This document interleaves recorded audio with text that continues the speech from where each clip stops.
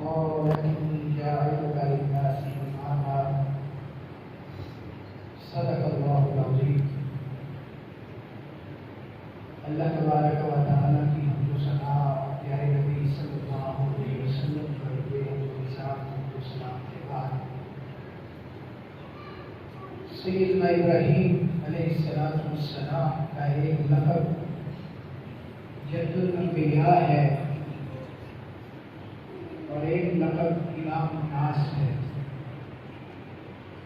جد الانبیاء کا معنی یہ ہے کہ حضرت ابراہیم علیہ السلام کے بعد جتنے بھی انبیاء اور رسول تشریف لائے ہیں وہ سارے کے سارے حضرت ابراہیم علیہ السلام کی نسل سے ہیں۔ اکثر حضرت اسحاق علیہ السلام کے نسل سے اور سب سے آخری نبی حضرت رسول اکرم صلی اللہ علیہ وسلم حضرت اسماعیل علیہ السلام کی نسل سے، اس لحاظ سے آپ کو جد الانبیاء کہا جاتا ہے۔ اور امام الناس لوگوں کے امام، انبیاء کرام کی تاریخ میں غالباً حضرت ابراہیم علیہ السلام وہ واحد نبی ہیں کہ جن کو تمام الہامی مذاہب متفقہ طور پر اللہ کا نبی تسلیم کرتے ہیں۔ اگر آپ دیکھیں کہ یہودی مذہب میں حضرت عیسیٰ علیہ السلام کی نبوت کا اقرار نہیں کیا جاتا، اور عیسائیت حضرت رسول اللہ صلی اللہ علیہ وسلم کو اللہ کا نبی اور رسول تسلیم نہیں کرتے۔ لیکن یہودی ہوں یا عیسائی ہوں یا اہل اسلام ہوں، سب کے سب حضرت ابراہیم علیہ السلام کو اللہ کا نبی اور رسول تسلیم کرتے ہیں۔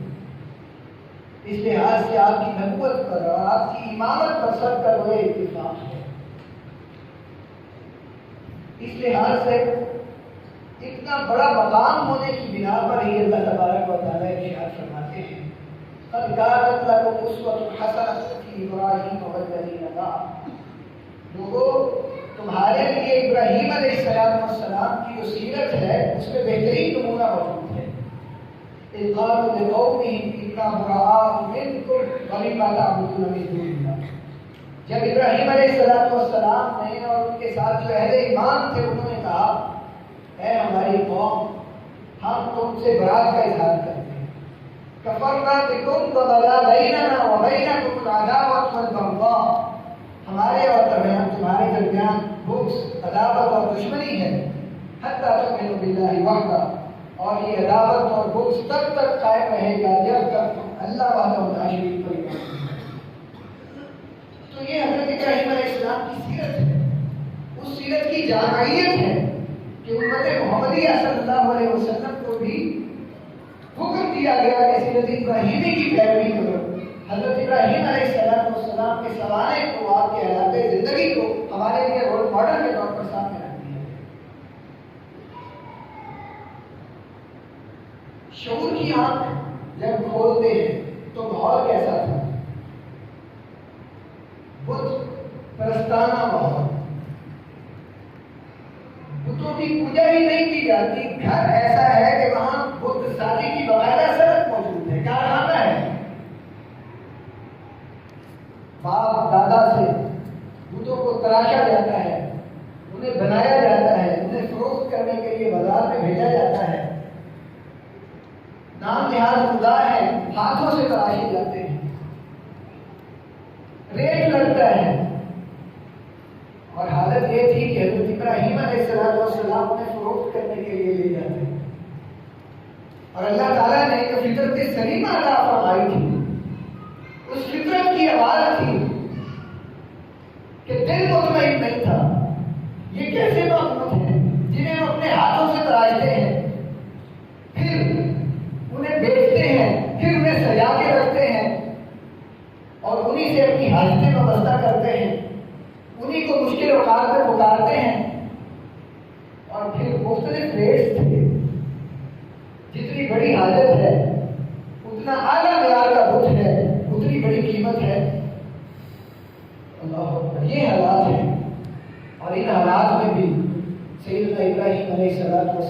اپنے والد محترم کو دعوت دیتے ہیں کہ بابا جان کس روش پر ہم قائم ہیں؟ یا ابتی لا تعبد الشیطان، والد محترم یہ شیطان کی پیروی ہے، شیطان نے گمراہ کر دیا ہے۔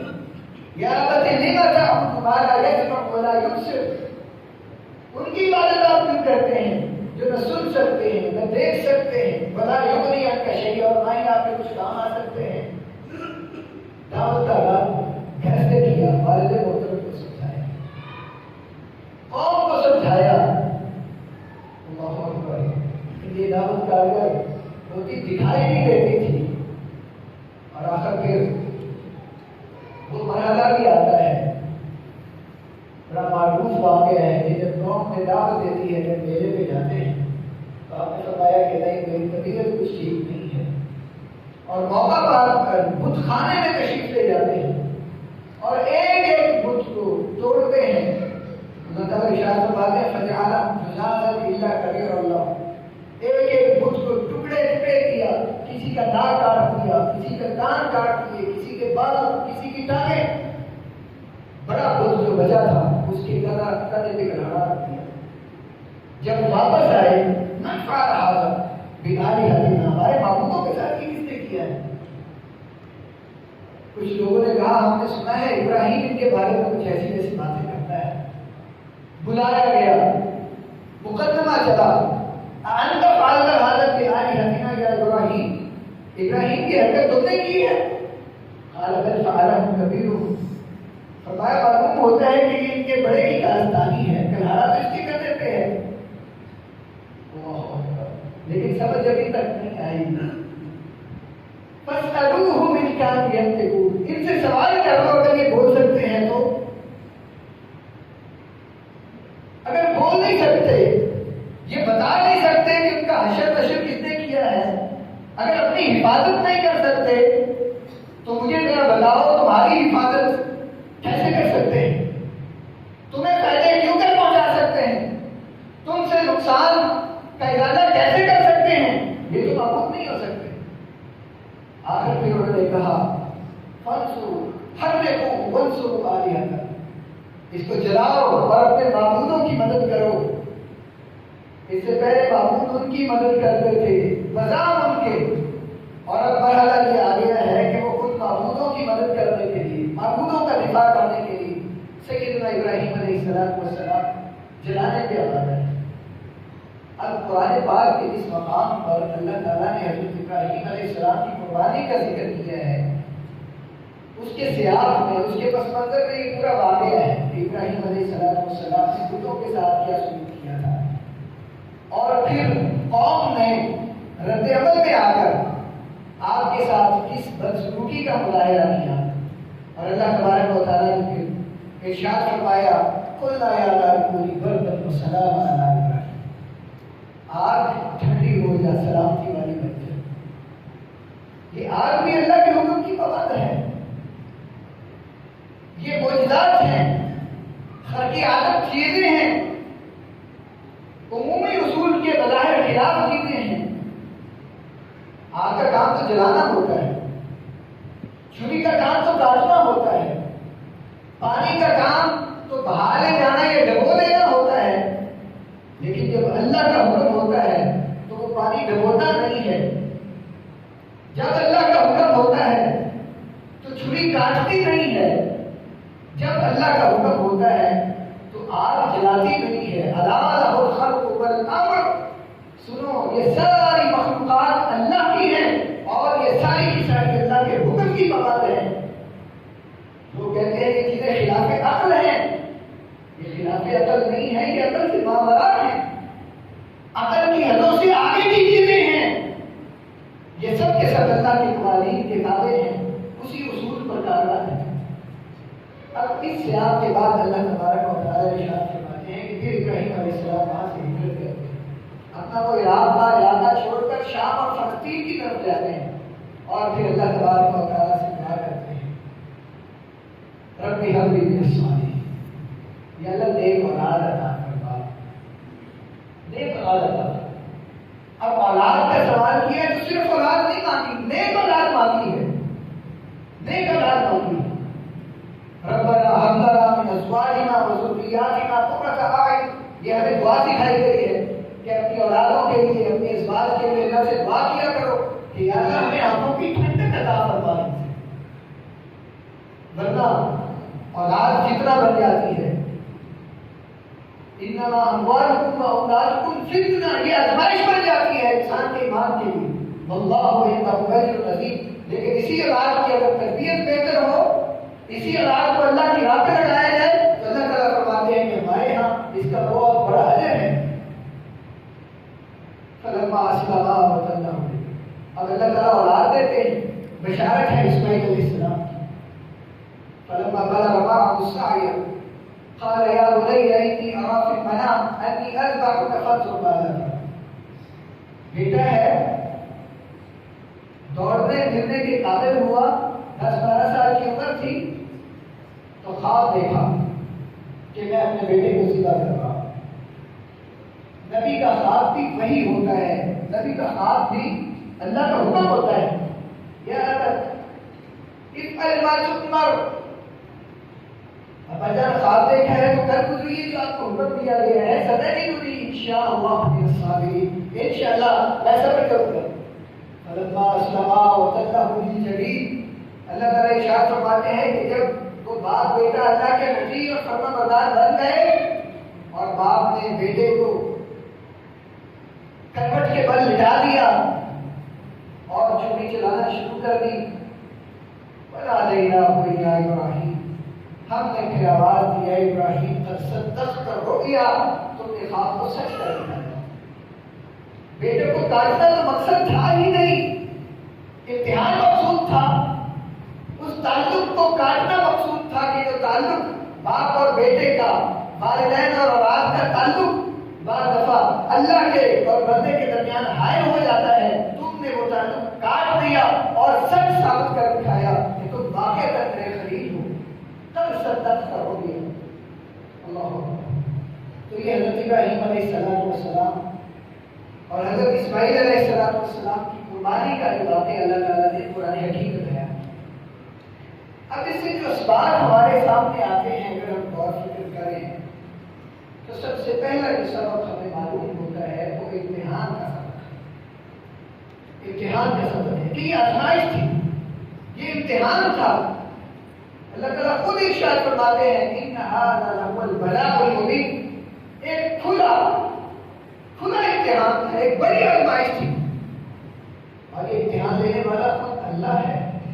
اور اللہ تعالیٰ ارشاد فرماتے ہیں کہ ہم نے ابراہیم علیہ السلام کو بہت سی باتوں میں آزمایا، وَإِذِ ابْتَلَىٰ إِبْرَاهِيمَ رَبُّهُ بِكَلِمَاتٍ فَأَتَمَّهُنَّ، اور وہ امتحانات میں کامیاب تھے۔ تو زندگی ہمارے آپ سب کے لیے امتحان ہے بھائیوں۔ الَّذِي خَلَقَ الْمَوْتَ وَالْحَيَاةَ لِيَبْلُوَكُمْ أَيُّكُمْ أَحْسَنُ عَمَلًا، ہم نے تمہیں زندگی اسی لیے عطا فرمائی ہے اور موت تک تمہیں اسی لیے مہلت دی ہے تاکہ ہم دیکھیں تم میں سے کون ہے جو عمل اچھا کر کے آتا ہے، کس کے نامہ اعمال میں حسن عمل کا، عمل صالح کا سرمایہ موجود ہے۔ یہ آزمائش ہے، قدم قدم پر آزمائش ہے، ہم سب کے لیے آزمائش ہے۔ اس امتحان میں اگر سرخرو ہوں گے تو ہمیشہ کے لیے کامیابی ہے۔ اور حضرت ابراہیم علیہ السلام کی سیرت بتاتی ہے کہ وہ اس امتحان میں کامیاب ہوئے۔ اور میرے بھائیوں دوسری جو اس سیرت طیبہ سے ہمیں نصیحت حاصل ہوتی ہے، جو سبق ملتا ہے وہ شکر کا سبق ہے۔ شکر کو ہم عام طور پر یہ سمجھتے ہیں، بلکہ اکثر ہمارے ہاں تو اللہ کی نعمتوں کی قدر ہی نہیں کی جاتی۔ بے شمار نعمتیں ہمارے پاس موجود ہوتی ہیں، لیکن ہم سمجھتے ہیں کہ ہماری محنت کا، ہمارے کسب کا، ہمارے ہنر کا، ہماری تعلیم اور ڈگری کا نتیجہ ہے، حالانکہ اصل میں وہ اللہ تبارک و تعالیٰ کی عنایت ہوتی ہے، اس کی نعمت، اس کا احسان ہوتا ہے۔ وَإِن تَعُدُّوا نِعْمَتَ اللَّهِ لَا تُحْصُوهَا، نعمت کوئی چھوٹی ہے ہی نہیں، چھوٹی سے چھوٹی نعمت بھی دیکھو گے تو بہت بڑی نظر آئے گی، اس کے پیچھے اللہ تعالیٰ کا پورا ایک نظام کار فرما ہوگا۔ وَإِن تَعُدُّوا نِعْمَتَ اللَّهِ لَا تُحْصُوهَا، اللہ کی نعمتوں کو شمار کرنا چاہو تو شمار نہیں کر سکتے۔ اور پھر کچھ لوگوں کو اللہ توفیق دے تو وہ زبانی طور پر کہتے ہیں کہ اللہ کا شکر ہے، بس الحمدللہ پڑھ لیں، یہ بھی بڑی بات ہے. یہ زبانی شکر ہے، زبانی شکر ہے. ایک شکر قلبی ہوتا ہے کہ آپ کا دل، اس دل کے جذبات اللہ کی طرف بھی منسوب ہوں کہ اللہ نے آپ کو بہت کچھ عطا کر رکھا ہے. آپ تنہائی میں ہوں پھر بھی، آپ مجلس میں ہوں پھر بھی آپ کا دل الحمدللہ کہتا ہے. آپ کا دل، یقین کریں، تھینکس کہنا، اللہ کا شکریہ ادا کرنا، یہ جادو ہے، جادو. اور ایک شکر عملی ہے کہ جو نعمتیں آپ کے پاس ہیں، آپ دل میں اللہ کے لیے نیک جذبات رکھتے ہیں، لوگوں کے سامنے اپنی زبان سے ان کا اقرار کرتے ہیں کہ یہ سب کچھ اللہ کا ہے، اور پھر جب موقع آتا ہے تو اللہ کی نعمتوں کو اللہ کے حکم کے مطابق استعمال کرتے ہیں اور خرچ کرتے ہیں. یہ عملی شکر ہے. اور حضرت ابراہیم علیہ السلام کی سیرت میں شکر کا یہ عملی نمونہ ہمیں نظر آتا ہے. یہ نمونہ نظر آتا ہے.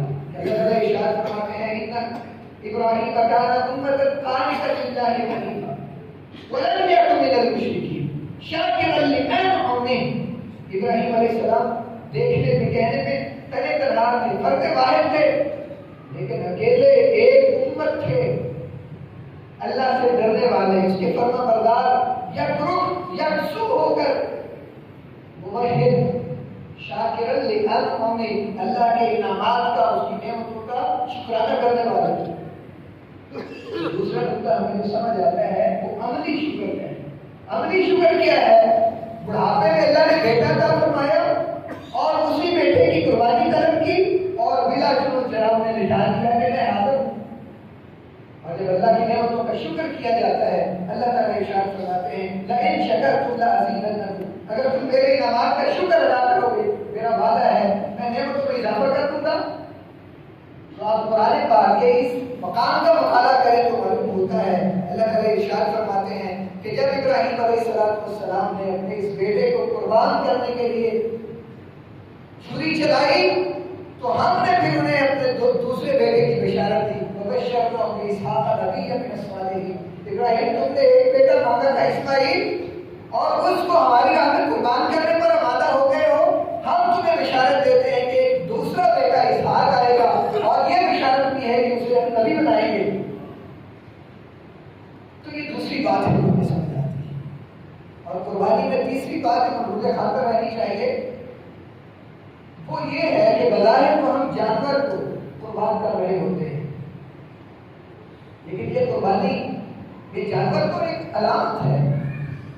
اصل تو قربانی انسان کا عمل ہے، انسان کا عمل ہے. قربانی تو اس عمل کا ایک علامتی اظہار ہے.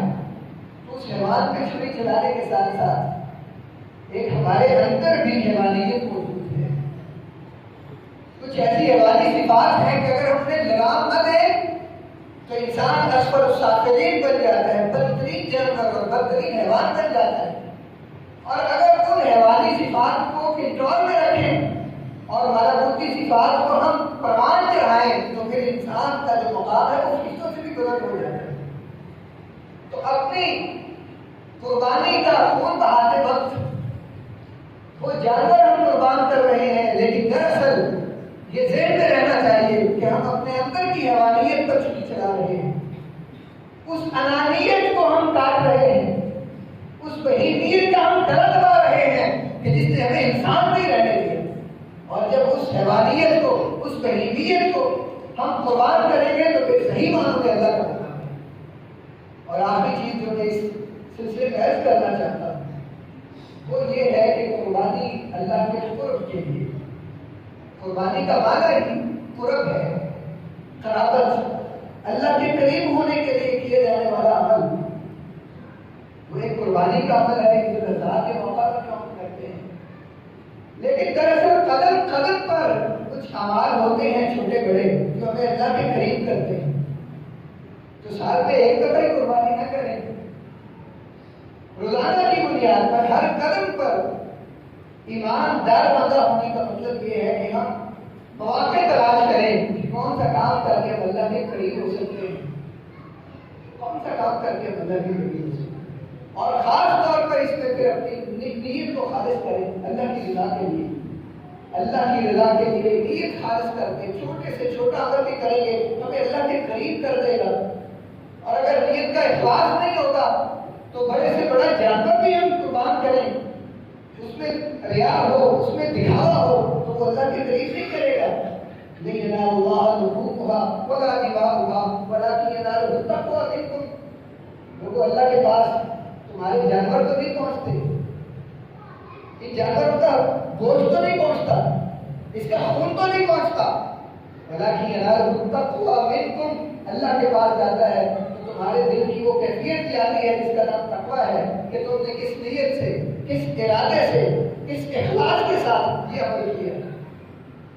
اللہ تعالیٰ سے دعا ہے کہ اللہ تعالیٰ ہمیں حضرت ابراہیم علیہ السلام کی سیرت طیبہ کو پڑھنے کی اور سمجھنے کی اور عمل کرنے کی توفیق عطا فرمائے۔ دوبارہ عرض کر دیتا ہوں، سب سے پہلی بات جو میں نے عرض کی وہ یہ کہ حضرت ابراہیم علیہ السلام امام الناس ورثۃ الانبیاء ہیں، اور دوسری بات جو میں نے عرض کی کہ جس گھرانے میں اور جس ماحول میں پرورش پاتے ہیں وہ ماحول ان پر اثر انداز نہیں ہوتا، ماحول کی روش میں نہیں رہتے بلکہ اس کی مخالف سمجھ کر چلتے ہیں۔ اور پھر میں نے عرض کیا کہ جو قربانی کا عمل ہے اس سے جو ہمیں اسباب حاصل ہوتے ہیں، سب سے پہلا سبق کہ یہ امتحان تھا اور جناب ابراہیم علیہ السلام امتحان کو سکون ہوئی۔ یہ زندگی ہمارے سب کے لیے امتحان ہے، ہم نے بھی کوشش کرتی ہے کہ اس امتحان میں سکون۔ اور پھر میں نے عرض کیا کہ شکر کی ایک قسم عملی شکر ہے، ہم اس میں بہت پیچھے ہیں۔ عملی شکر کا مطلب یہ ہے کہ جو کچھ بھی دیا ہے اللہ نے دیا ہے اور اس ساری نعمتوں کو اللہ اور رسول اللہ صلی اللہ علیہ وسلم کے احکام کے مطابق ہم استعمال کریں، اور عملی شکر کے نتیجے میں اللہ تعالیٰ نعمتوں میں اضافہ فرماتے ہیں۔ اور پھر میں نے عرض کیا کہ یہ جانور کی گلے پہ چھری چلانا ہی قربانی نہیں ہے، اصل میں اپنے اندر کی حیوانیت کو اور انانیت کو قربان کرنا یہ اصل مقصد ہے۔ اور پھر یہ کہ قرب کے لیے قدم قدم پر ہمیں جدوجہد کرنی ہے کہ اس کی رضا اور اس کا تقرب ہمیں نصیب ہو جائے۔ وہ چھوٹے سے چھوٹے عمل سے بھی ہو سکتا ہے اگر نیت خالص ہو، اور اگر نیت خالص نہ ہو تو بڑے سے بڑے عمل بھی احیان جاتے ہیں، ضائع ہو جاتے ہیں۔ وہاں سے